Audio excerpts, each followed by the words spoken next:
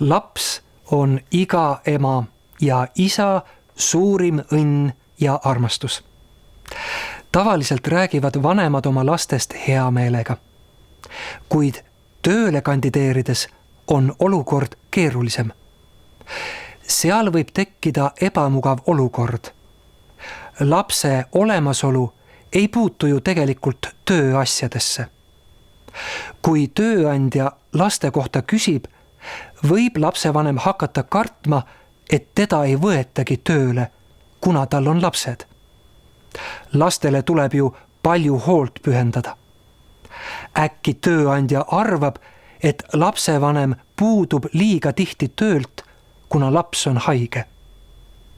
Selleks, et keegi ei peaks töövestlustel laste pärast muretsema, on kehtestatud reegel, et töövestlusel ei tohi tööle kandideerijalt tema laste kohta küsimusi küsida. Vaatame, kuidas Leena töövestlusel hakkama sai. Leena kasvatab 3 last. Ta ei ole viimase aasta jooksul tööl käinud. Nüüd aga otsib ta endale tööd. Leena vaatab pidevalt tööpakkumisi. Ühel päeval leiab Leena sobiva tööpakkumise. Leena otsustab sellele töökohale kandideerida. Mõne aja pärast helistab Leenale tööpakkuja ning kutsub ta vestlusele. Leena valmistub vestluseks lootusrikkalt. Tal on ju selle töö tegemiseks sobiv haridus, head oskused ja kogemused. Töövestlusel aga küsib tööandja, kas Leena on abielus ja kas tal on lapsi. Leena tunneb end ebamugavalt. Kuidas tema perekond tema töösse puutub? Kuidas seda olukorda lahendada?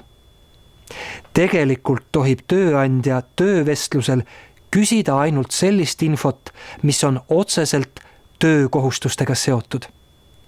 Näiteks võib ta küsida hariduse, oskuste, kogemuste ja iseloomu omaduste kohta. See, kas Leenal on mees ja lapsed, ei ole kuidagi tema tööoskustega seotud.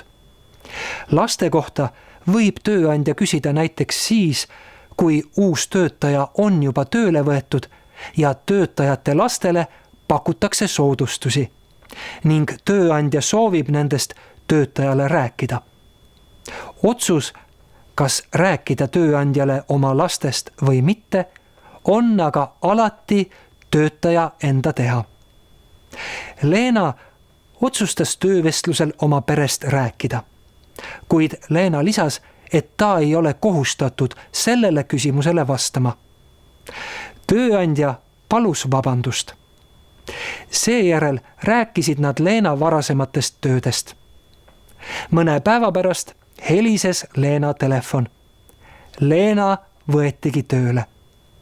Leena on väga töökas ja tema tööandja on väga rahul, et ta õige otsuse langetas.